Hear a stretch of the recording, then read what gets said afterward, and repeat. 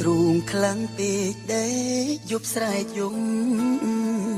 ឈួលខប់អារម្មណ៍ស្នេហ៍ខ្ញុំជួបរឿងមិនល្អ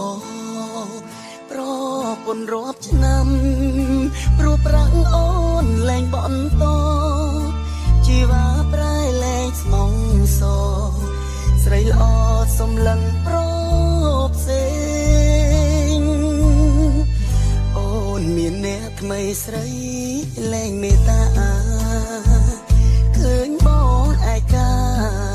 ឃើញបងទាំងកំពុងយំពីមុនគ្មានប្រាក់មិនដាច់ក៏អូនរួចជួបជុំពេលនេះអ្នកណាបដោមុំឲ្យរួមជួបជុំលែងបាន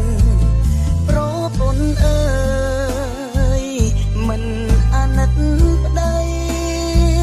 អូនមានប្រុងថ្មីមិនខំពីសំឡាប់ខ្ញុំពីបាក់ធ្វើចិត្តរិនពីបាក់សំឡឹងមុខមុំព្រោះគ្រប់យ៉ាងអូនឲ្យបងយំបងខំใจស្នេហ៍ពីប្តីស្បែកជើងជុំពាក់គេបងកាត់ភ្លើងប្រៀបដូចស្នេហ៍យើងចេញខ្លោចត្រូវខំដៅថ្ងៃអូនសុំលែងគ្នាចែកផ្លូវកើតផ្ដាច់និស័យគ្មានពីនឹងអង្វរស្រីក្បិតអីបងប្តីអ្នកក្រ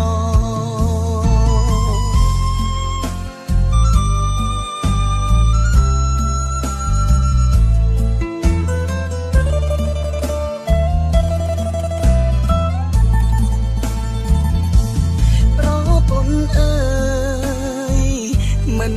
អាណិតប្តីអូនមានប្រុងថ្មីមិនខំពីសំឡាប់ខ្ញុំពីបាក់ធ្វើចិត្តរិនពីបាសំឡឹងមុខមុំព្រោះគ្រប់យ៉ាងអូនឲ្យបងយំ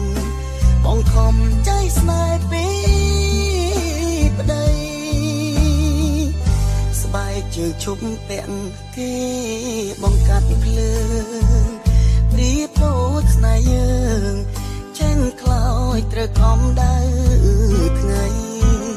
អូនសុំលែងគ្នាចែកផ្លូវកើតផ្ដាច់និស័យគ្មានពីនឹងអង្វរស្រីបិទអីបងប្តីអ្នកក្រ